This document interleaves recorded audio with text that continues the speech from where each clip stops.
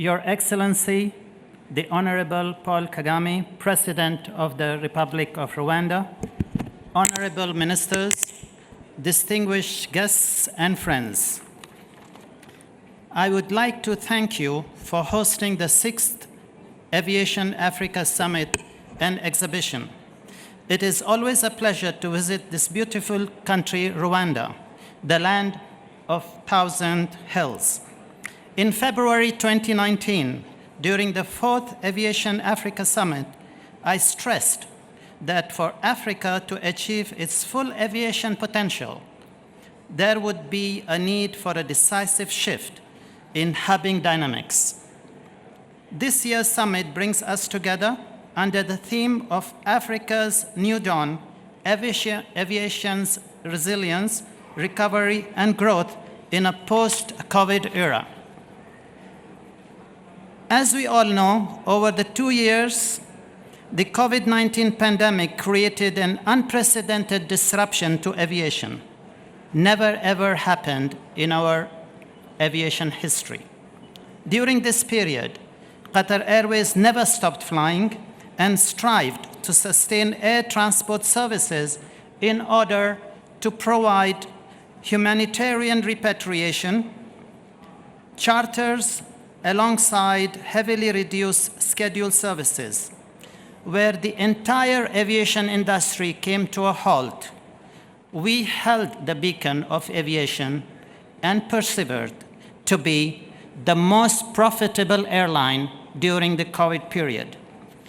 In addition to much more, for example, we worked closely with governments and the maritime industry to operate hundreds of chartered and scheduled flights to major global ports to help bring home over 230,000 seafarers and offshore workers. We also supported the transportation of UN personnel and provided necessary humanitarian services. But we also remain committed to ensuring the highest standards of safety and hygiene on board our aircraft. We were the first global airline to achieve the prestigious 5-star COVID-19 airline safety rating by Skytrax. We are now emerging from this crisis with an international air travel returning to the skies, including African states reopening their borders. I can't imagine a better time for this event, as I would like to congratulate all of you for your efforts and dedication to support Africa's New Dawn.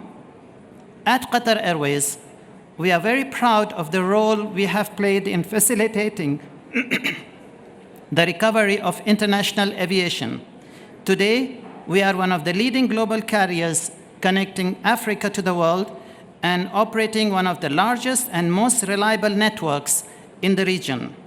In Africa, we have moved from less than 100 flights before COVID to almost 180 weekly flights now. Since the start of the pandemic, 4 destinations in Africa, including Cairo, Khartoum, Alexandria, and Luxor, and added 8 new destinations with Lusaka, Harare, Accra, Abidjan, Luanda, Abuja, Kano, and Port Harcourt, joining our current network of a total of 30 destinations on the continent. By adding new routes and steady, we will continue to lead the industry in providing Africa a region with the required global connectivity. I can also say confidently that African states played their part in rebuilding international aviation. First, through continued financial relief.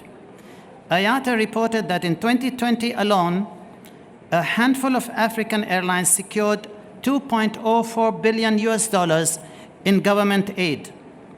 Second, by the safe reopening of borders, I would like to praise the leadership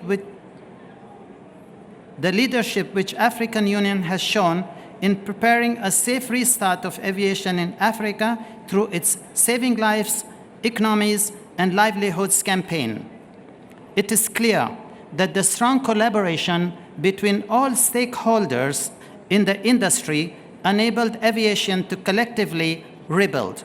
However, to further support Africa's new dawn and to lay down strong foundations for aviation resilience, recovery, and future growth, I would like to suggest 4 paramount priorities.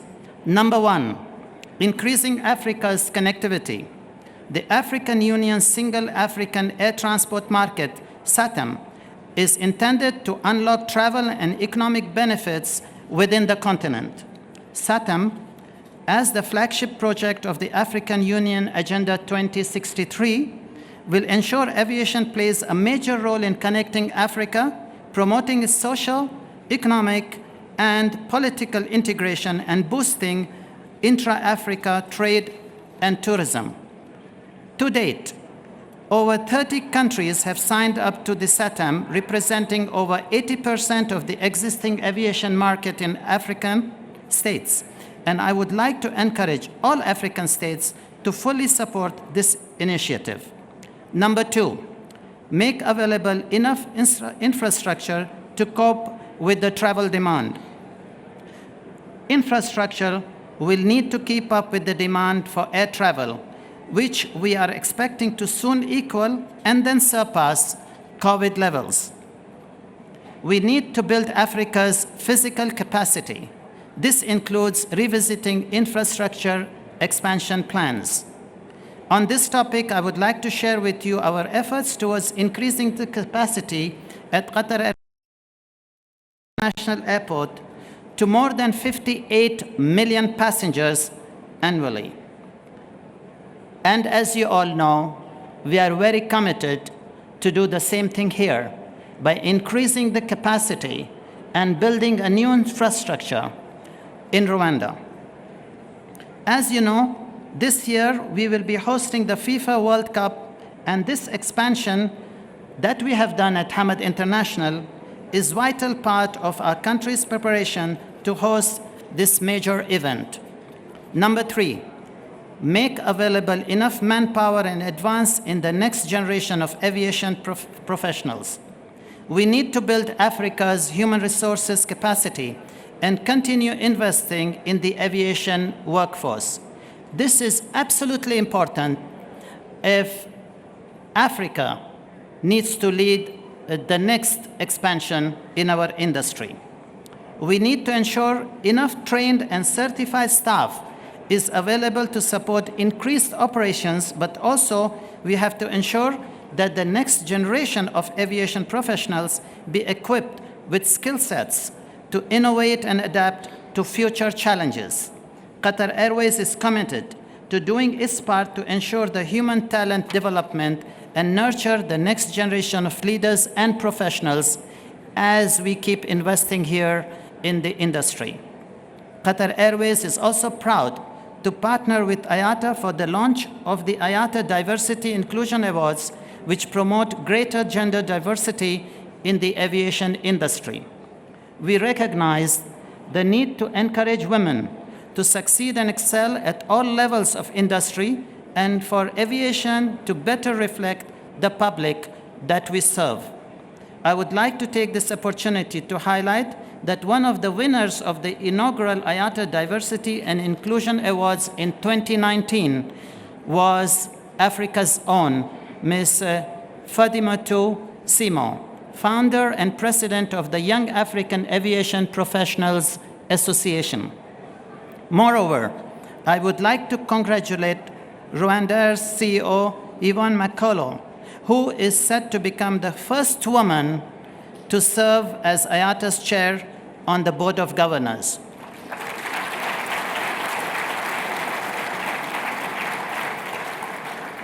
Of course, she has made history for y'all, and Africa should be very proud of her because she's the first woman chairperson of IATA, and she's also the only African to have been into that position.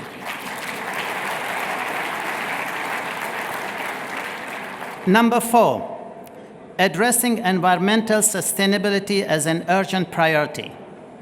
The aviation sector has taken important steps to adapt sustainability as an urgent priority with a new view to reducing aviation's emission. We must continue working together to sustain the momentum in decarbonizing air travel.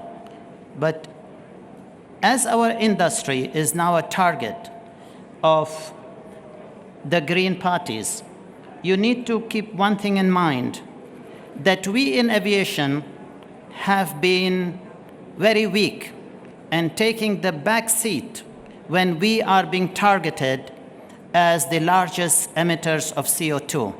Actually, the fact is quite the opposite. We are only emitting 2.6% of the total world's CO2 emission, but we are the largest target.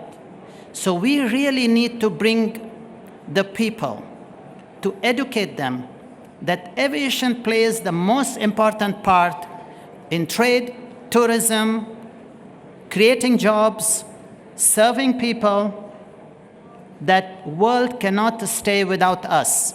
And of course, I would also like to put the onus on the aircraft manufacturers, engine manufacturers, oil companies, that they have to work together to enable us as an industry to meet the target that we have of zero growth by 2050 emission targets. At Qatar Airways, we are at forefront of environmental protection, taking our responsibilities seriously and remaining steadfast to protect the planet and the future of our children and grandchildren. Our sustainability initiatives range effectively from airspace management to waste management. We continued flying with the most modern fleet and advanced aircraft technology in the sky today, with the youngest fleet of any airline. Since 2015, Qatar Airways implemented and embedded more than 70 fuel optimization programs. We are the first carrier in the Middle East to join the IATA turbulence platform for more efficient flight planning, not only to ensure a smooth journey, but also to reduce our fuel burn. In 2021, Qatar Airways committed to use SAF for at least 10% of combined fuel volumes by 2030, provided the oil companies produce more SAF so we can get economies of scale and bring down the price in order to sustain our industry. We have also advanced our voluntary carbon offsetting program to offer a more tailored solution to our passengers, corporates, and cargo customers. We are also a pioneer in the aviation industry, responding timely to industry drivers such as the global net zero commitment.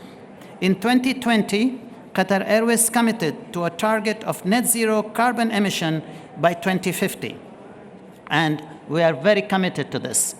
We remain committed to sustaining these initiatives despite the unprecedented challenges posed by the global pandemic. I firmly believe that by addressing these priorities, the African aviation market can grow much more, as Africa's performance in aviation clearly does not reflect its greater potential. Let me update some of the figures I presented back in 2019. 3.7% of total passenger movements and 5.1% of total revenues are captured by Africa when compared to the global aviation industry. You should ask yourself why. This great continent, with the potential it has, both economic potential, political potential, human resources potential, that it is lagging behind all the other parts of the world. From an alliance perspective, again, we note the following. Star Alliance carriers account for 24% of the total available seats in the intercontinental market. SkyTeam with 16%, and oneworld, which I am the chairman, only 7%. And people who know me, this is unacceptable. And I hope that when I come to you next time, we will surpass in these figures the other alliance. Moving to the topic of airports, 52% of those passengers and 44% of the total revenue of the entire aviation market to and from Africa is concentrated at 10 airports in 8 countries, out of approximately 291 airports moving intercontinental passengers in Africa. Again shows that there is inefficiencies and you need to address this. 45% of total intra-Africa passengers and 37% of revenues are also concentrated at 10 airports in 7 countries. Mr. President, I promise you, for your country, this will change.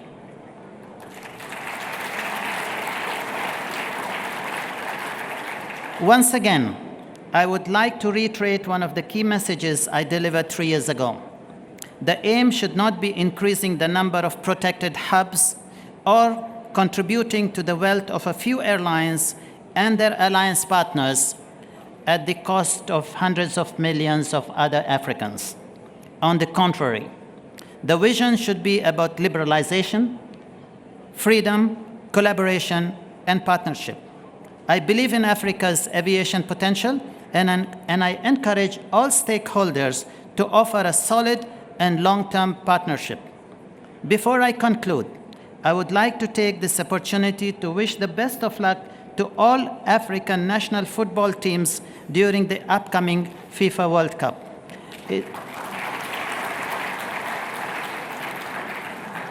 It's going to be the first time the world's biggest football tournament will be hosted in the Middle East, and I would like to invite you to visit our country to enjoy the tournament and our signature hospitalities. You also need to keep in mind that this will be the only time and the first time in history of FIFA that the entire game will be played in one city. And there will be opportunity for people to watch more than one match on the same day. So make the most of it, because in your lifetime, you will never get another opportunity to do so. Once again, thank you very much for your invitation, and we look forward to more collaboration and partnership with Africa in the near future. And I wish Africa the greatest success in building this aviation industry. Thank you.